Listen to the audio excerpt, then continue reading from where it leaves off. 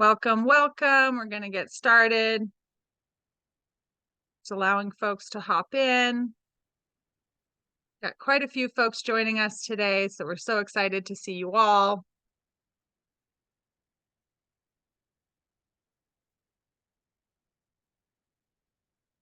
All right, it is 10:01, so we're going to go ahead and hop in, and Leah will be dropping some comments and house cleaning items into the chat for everyone to look at. So welcome. This is our Design Lab webinar for the Employer-Based Childcare Design Lab. And this webinar specifically, as a reminder to everyone, is geared towards potential applicants. So welcome to all of you, and we're excited to engage with you today and share some more information. So for those of you that may not be as familiar with EPIC, we are executives partnering to invest in children. My name's Alethea Gomez. I'm the Director of Programs and Initiatives. EPIC itself is a nonprofit organization that was started about 15 years ago by some prominent business and philanthropic leaders in the state that really recognized childcare as a critical component of building not only a strong workforce today and into the future, but an overall strong economy and community at large. And so fast forward about a decade or so, and our work has expanded into 4 areas of focus: leadership and education, which is really ensuring that we're engaging with stakeholders, operators, and other experts across industries and in the community to advocate for early childhood and understand what collaborative solutions are possible now and in the future. We work on, of course, advocating for the workforce. We know that it's such an important piece of people establishing themselves in communities, growing their families, and thinking about their future. And so we work with employers directly to provide benefits for the workforce related to family-friendly items and childcare, and think about feasibility for implementing those types of solutions, community and statewide. And so in that vein, we work on childcare infrastructure directly, right? How does development and planning for childcare work, and how can we contribute to creative solutions? And then finally, policy and regulatory solutions. So thinking about sort of paving the way and creating a path for childcare development and supply building statewide. So EPIC is has been chosen by the state in partnership with the Colorado Department of Early Childhood to create and deliver the Employer-Based Childcare Design Lab. This will be the 3rd iteration of the lab, and I'm joined today by our incredible team that helps make this possible. And so I'm going to turn it over to Steph Idelman with 5280 Impact Partners to introduce herself and talk a little bit more about her role.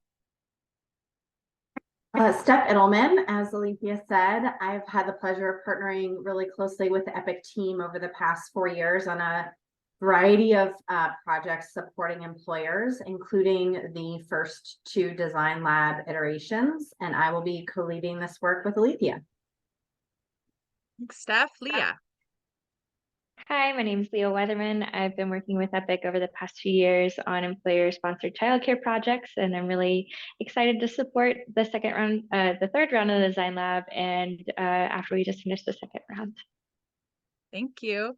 So the grant team at the state level is led by the amazing Alyssa Pappas. So I'll turn it over to her to introduce herself and then move into a little more in-depth information about this grant program and the Design Lab itself.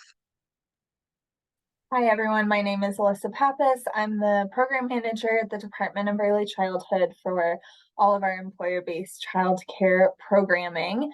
And I'm really excited to give you a little bit of an overview of our state programs and impact today. So the employer-based childcare grant was started with Senate Bill 21-236 back in 2021 with an original $8.8 million that has the goal of supporting Colorado's workforce by providing really needed childcare slots either on or near site to employers, allowing caregivers a chance to be able to work sustainably while having high quality, safe childcare. The first $8.8 million expired in June of 2023 and was awarded to a total of 14 grantees with an expected 1,447 childcare slots.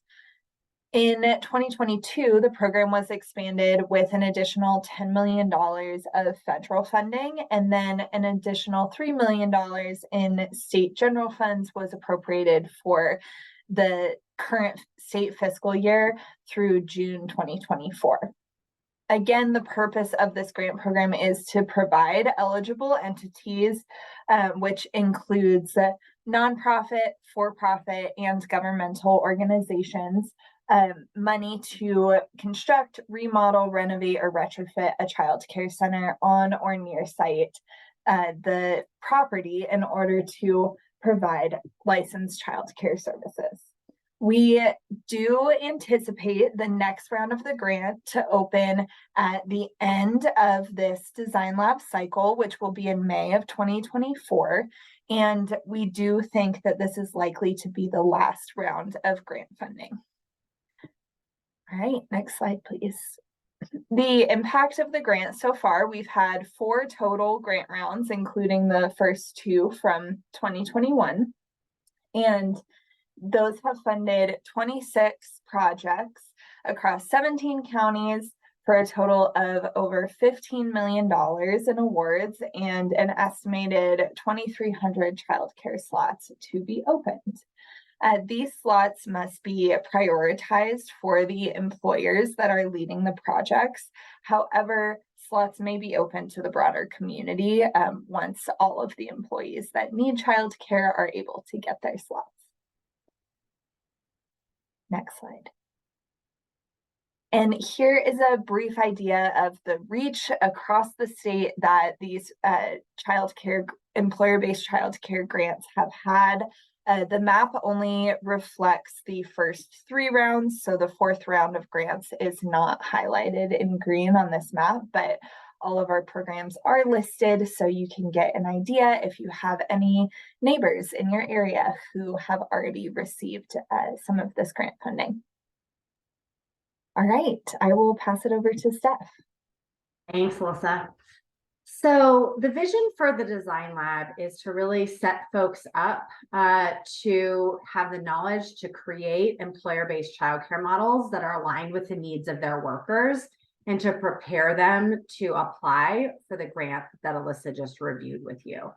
So the Design Lab is a separate program from the grant program, but they're really developed together in alignment with a sense that this Design Lab would set folks up for success to apply for that grant program. The Design Lab is not a requirement to apply for the grant, and many folks have successfully applied for the facility grant program without having gone through the Design Lab, just having done this work and facilitated the process on their own. So just so you understand how these 2 pieces fit together. The goals of the Design Lab are to enable participants to understand the opportunities and challenges of employer-based childcare programs, and really then to support them in designing and making decisions about, and ultimately leading up to the launch of an employer-based childcare program. So really through the lab, our focus is on developing kind of the elements of a business plan that will enable participants to be successful in launching their own program. Participants also will develop a cohort of peers. The previous cohorts have developed a really nice group of folks to share their wins, share their challenges with, consult with on hurdles that come up along the way as they're developing their program, both through the lab process and then afterwards. And then finally, this program also helps the Department of Early Childhood understand the needs of employers around this, and what sort of roadblocks they might have or supports they might need in order to do this work going forward. So what do we talk about in the Design Lab? We really think about the development of a childcare center, of an employer-based childcare center, in 3 stages: feasibility, planning, and implementation. And the Design Lab is really focused on the feasibility and planning elements primarily, as we help you to explore whether this is the right fit for your organization and what that might look like. So in phase one, and I see Deborah, I see a hand raised, we will have time for Q&A at the end. So we will go ahead and get to you in just a little bit.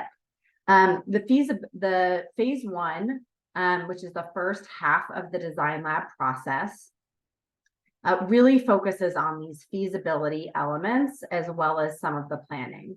So we help walk through a strategic rationale, helping folks understand for their organization, what is the rationale to do this work, getting really crisp on why we think this is an important thing for our organization, or if you're in partnership with other organizations, for the set of organizations.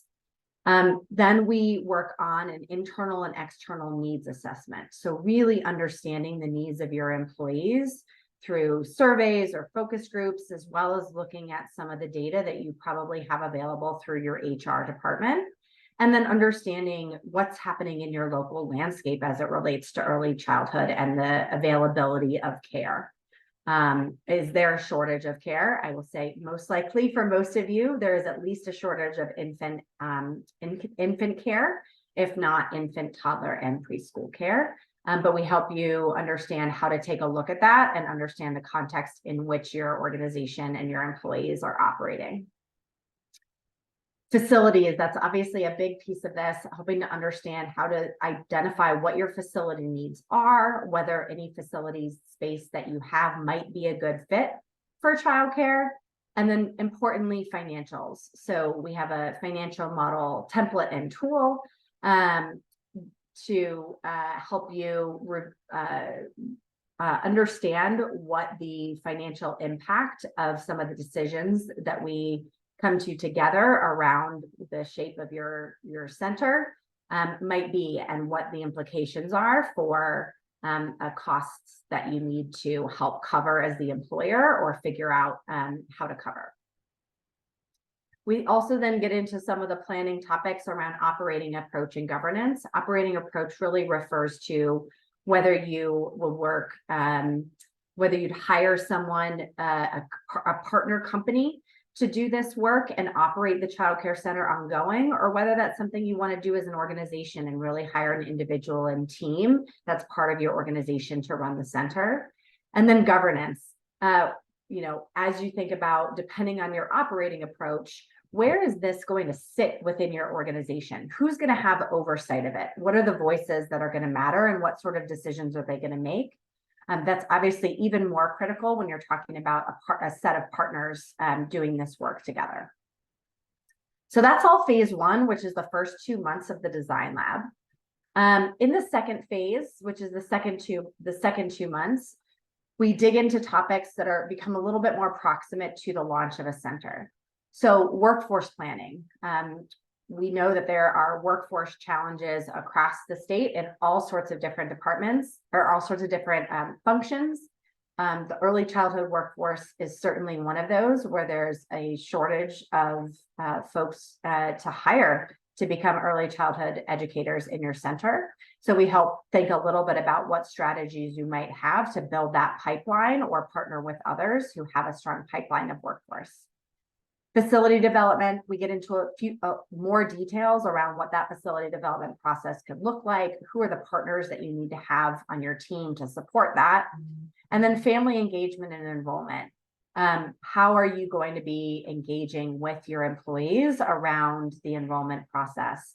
What sort of family engagement do you want to have on an ongoing basis with the families in your organization who are in the child care center, and with the broader community of your employee workforce?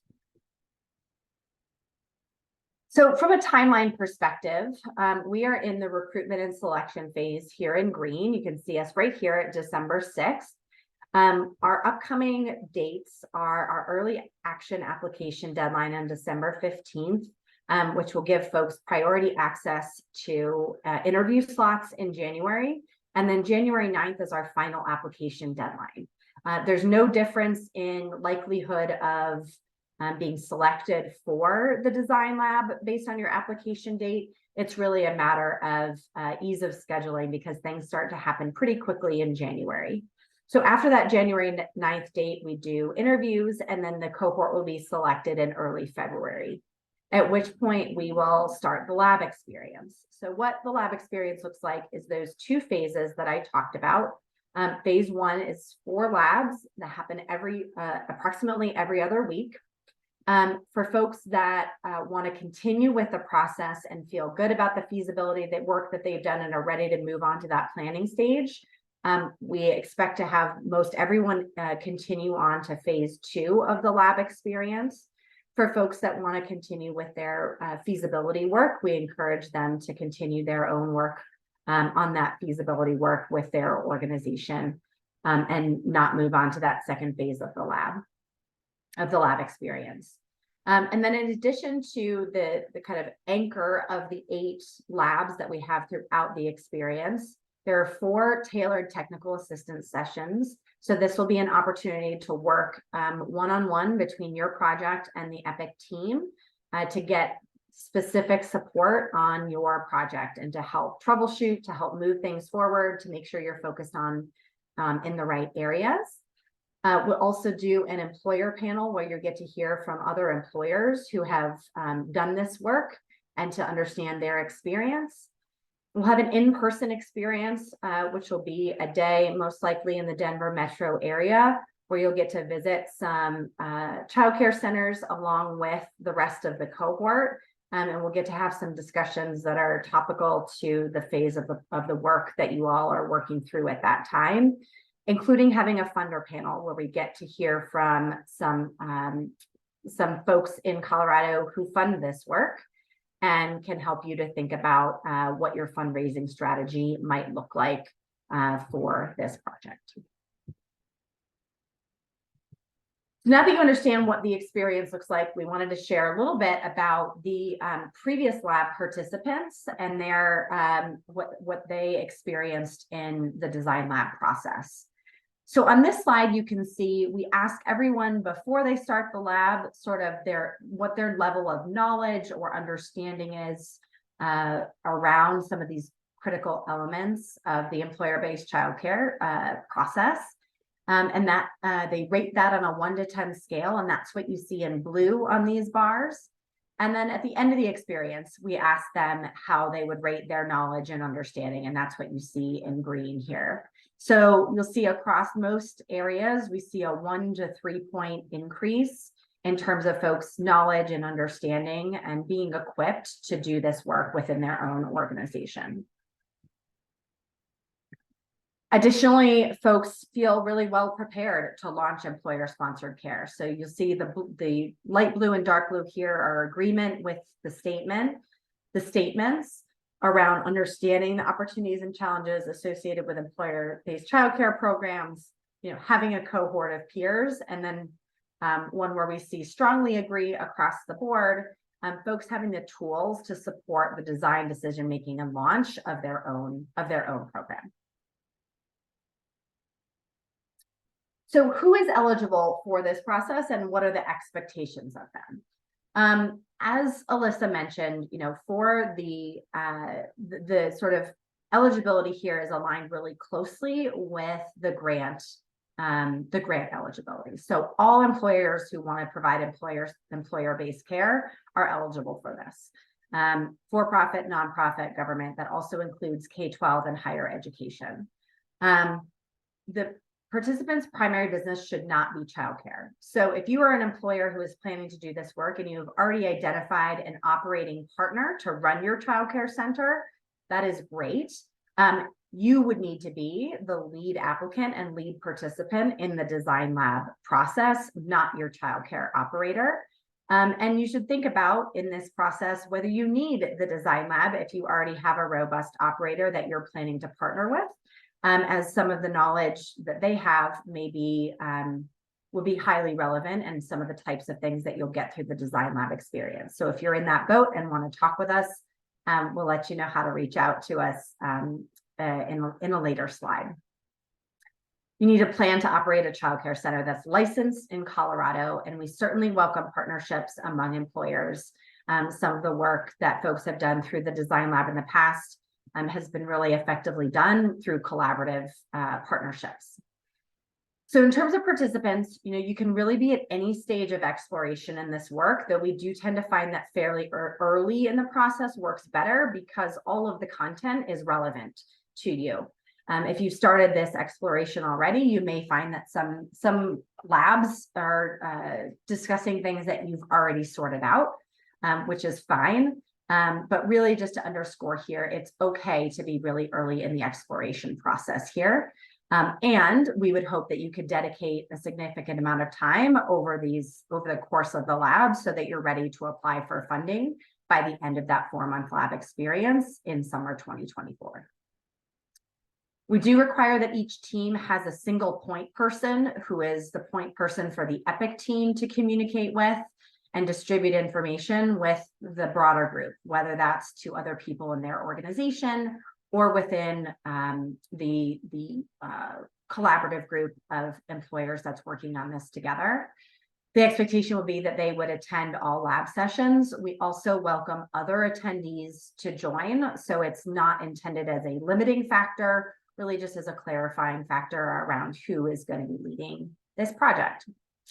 That point person should have access to personnel data and organizational decision makers in order to be able to advance the work internally to the organization and be able to commit about 3 hours a week to this work specific to the design lab. So that includes attending the design lab sessions, attending those other experiences that we mentioned. There may be some additional work to drive forward decision-making and work within your organization. But that 3 hours is a decent estimate across the experience. We want that participant to attend a day-long in-person experience that we mentioned with the travel costs for that day covered by their organization. And then just to highlight, there's really no expectation of existing knowledge about early childhood in this process. This is really designed for folks for whom this is a new topic, and we'll be hopefully equipping you with all the information that you need to know. There is not a financial contribution required for this experience. Our work is covered by our contract with the Department of Early Childhood, with the exception of that day-long in-person experience that you would be required to self-fund.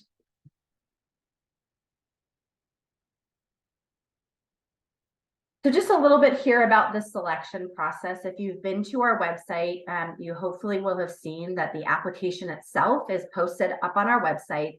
It's a simple Google form.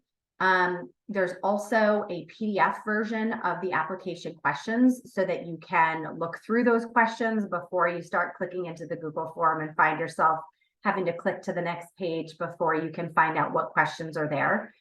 So we've set you up to be able to prepare the answers to your questions and then go ahead and submit it through that Google form. As I mentioned, that needs to happen by January 9th. After that, we'll conduct interviews to learn more about applicants and their projects, and we will give preference to projects that are really focused on some of these areas that are a priority for the state right now. Some of the pieces that I would lift up are, focusing on serving children in childcare deserts, and having, a stated commitment to having well-compensated childcare staff.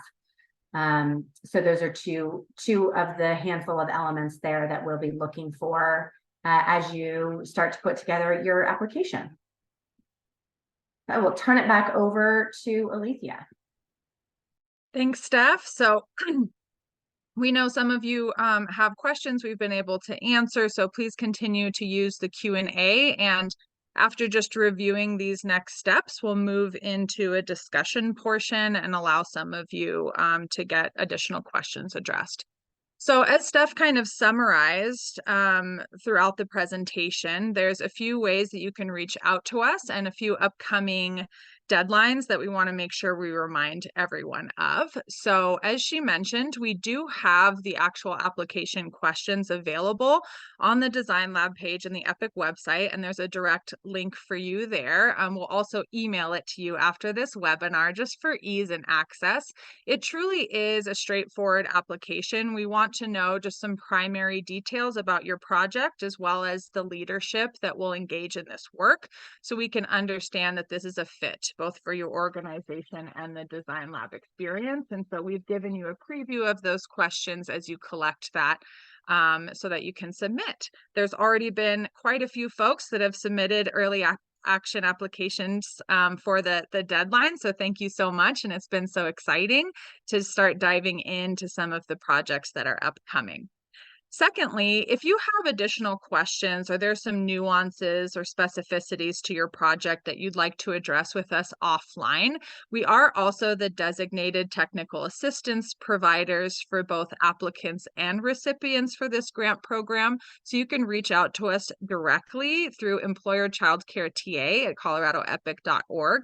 And that's a dedicated email to address specific inquiries as you prepare for this. So if you have any questions, please reach out.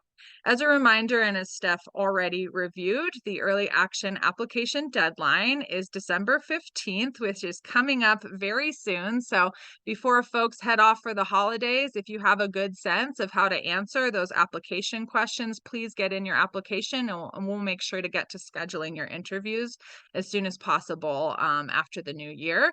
And then final applications are due by 5 p.m. on January 9th. So if you do have any questions, please reach out to us. We will be checking email intermittently between the 22nd of December and the new year. So we'll try to get to folks as much as possible. But if you're able to get your questions in before that date, that would be super helpful for our ability to respond in a timely manner.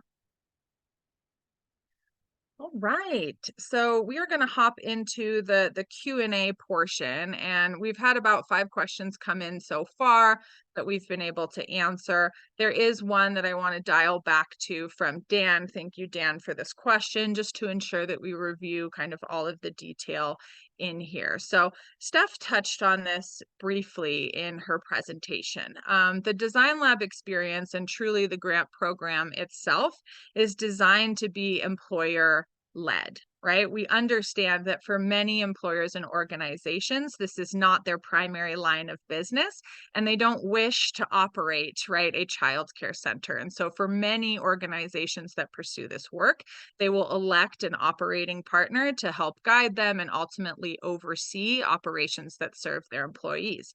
However, for the project lead that's designated for this Design Lab experience, and ultimately who will be responsible for reporting to the state on this grant, it should be a designated project lead from the employer organization, right? So the employer themselves should be the one that is dedicating time to attending the Design Lab sessions and completing the work that's needed to pursue implementation. Having an operations partner early on can have many benefits. One, you may not need the Design Lab, right? Because the operating partner can bring so many of the elements for planning, feasibility, and implementation into that project process. So we can help determine that alongside you if there's some nuances there. And Dan, you and I already got to talk on the phone a little bit more about this, right? And so for follow-up reporting, same thing applies, right? Most of the reporting requirements are on a quarterly basis, and they have to do with the attestations and, decisions that you made initially about how many children you're serving, your operating schedule, how you're utilizing your assets and managing your budget, those types of things. And so, Alyssa, if you want to talk a little bit more about that, you certainly can. And so I think that kind of answers the 2 follow-up questions here of how much can an operator carry, right, for the employer through each one of these stages. It's great to have an operator as an advisor, a consultant, a support, right, in the operational approach. But when it comes to engagement in the lab, we do need the primary project lead to be from the employer. And so, as I mentioned before, the employer can reach out to us through the TA email so that we can either schedule a call or correspond about those specific questions and help to make that decision as you prepare to apply for the Design Lab and or implement this work. All right, so I'll invite Alyssa or Steph to say anything more about that, or Alyssa, if you want to talk more about the reporting requirements, we certainly can, as I know Dan wanted some detail around that beyond it being quarterly. Otherwise, we'll move on to some other questions. At this point, I think I would just encourage folks to use the TA email address, and I'm happy to address things in more specific ways depending on the project. That sounds great. All right, Dan. So yeah, you can reach out to us that way. So we have another attendee asking about, is this SLFRF funding? And that is the state and local fiscal recovery fund. So yes, it is. So that is a federal funding source. So as many of you know, the first round or the first iteration of the design lab, which was actually from the state general fund. And so this new federal funding has some, varied requirements that the grant team will help to identify as awardees are identified for this upcoming round. And then Alyssa, do you want to speak to any of the other funding nuances as far as the general fund or anything else that might apply to that question that I haven't mentioned?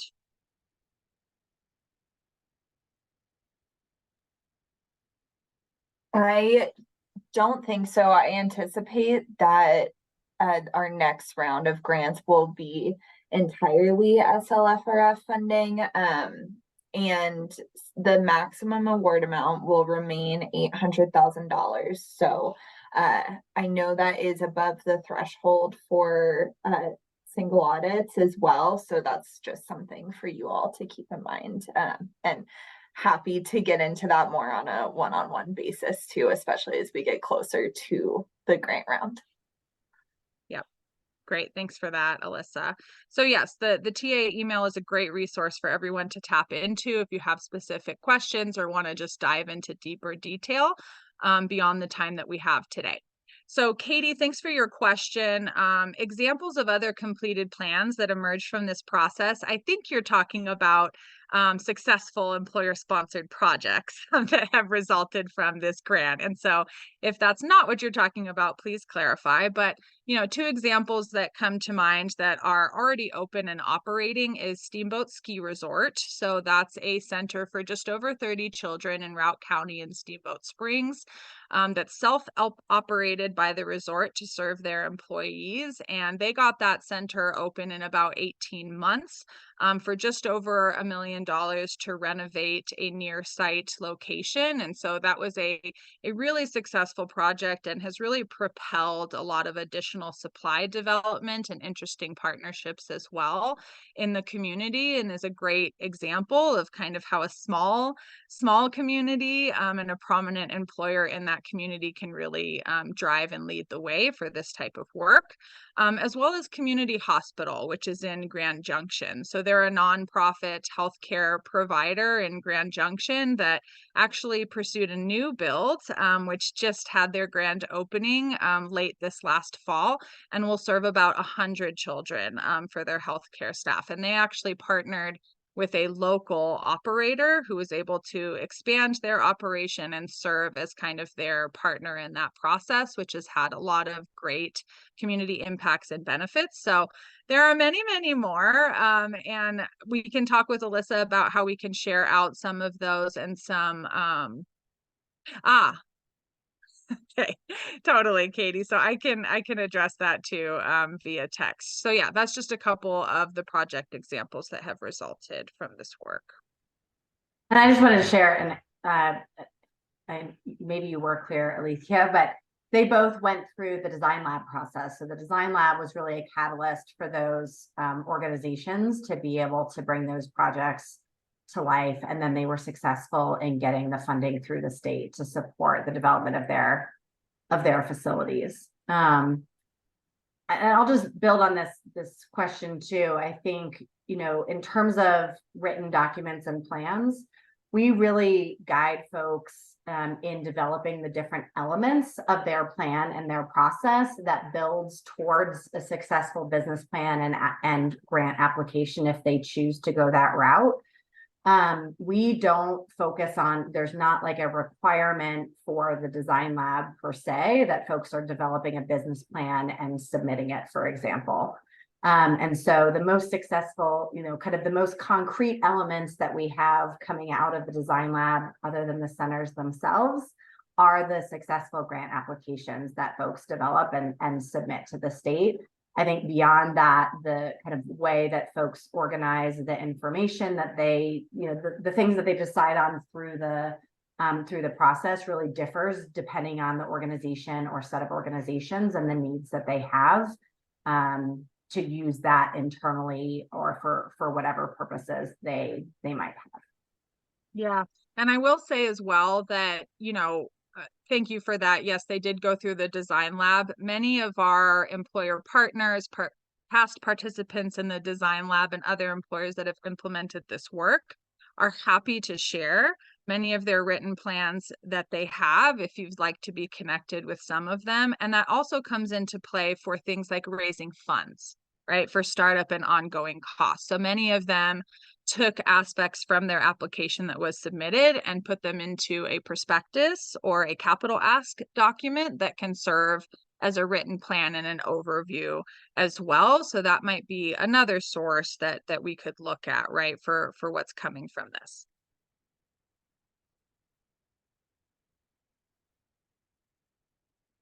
All right, we have one more question in the Q&A around identifying co-ops or partnerships.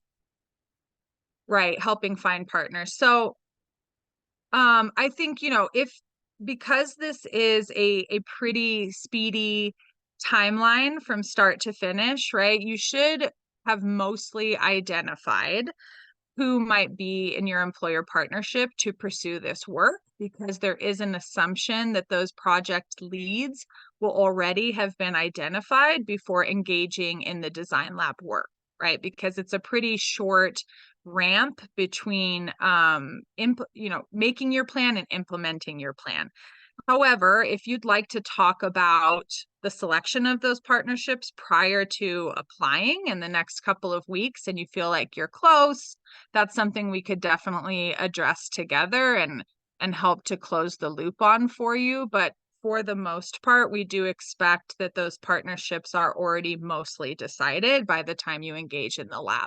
What may not be decided is how the governance structure may work, or how an operating partnership might be applied specifically within that partnership. That's definitely something we address in the lab and help you to make decisions around, if that makes sense. And I see Steph came off mute, so feel free to add to that. I was just going to add to that. I think depending on the model that you're thinking about, we have had employer partnerships where there's really one lead employer, and that's very clear. And they are, leading this process on behalf of the collaborative. I could also imagine, going through this process as an employer, recognizing that you want to bring other folks in along the way, but this process really helping you to clarify what you want from partner organizations, right? So I guess I would say if you don't have partners identified, but are confident that you want to move forward with this and are going to be doing something like, wanting to offer slots to neighboring organizations or something like that, that it would be worth, starting to move forward with the process and using the process to help you figure some of that out as well.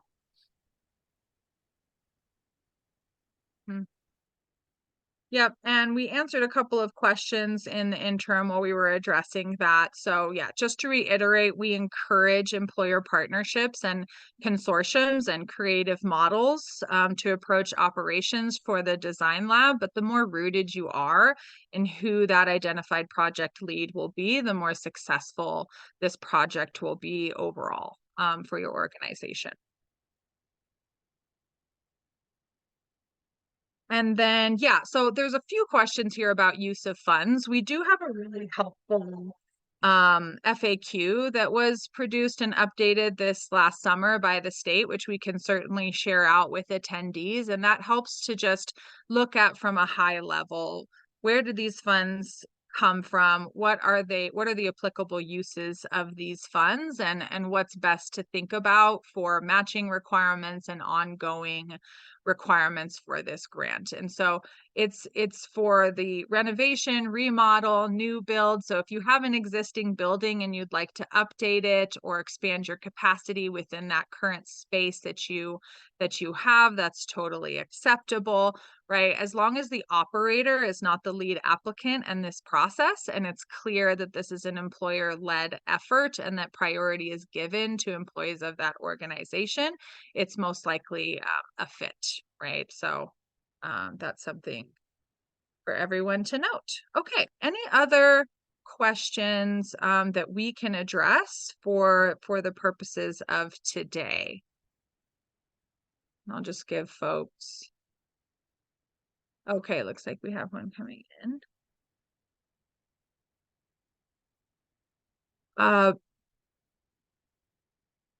Beyond the single employer.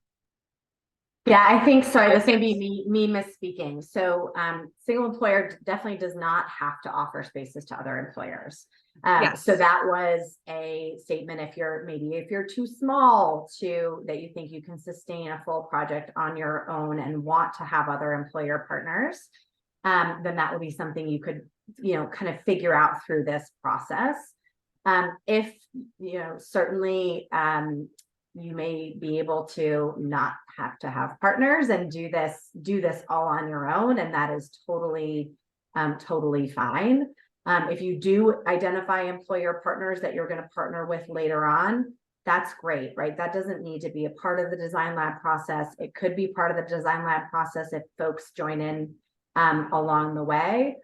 Or if that just becomes part of how you talk about your work, if you apply for the grant and identify the partners that you'd be working with through that process. So hope it didn't complicate things there. That was really around if you're seeking to have a partnership, the different ways that could look, but that's not a requirement of the grant.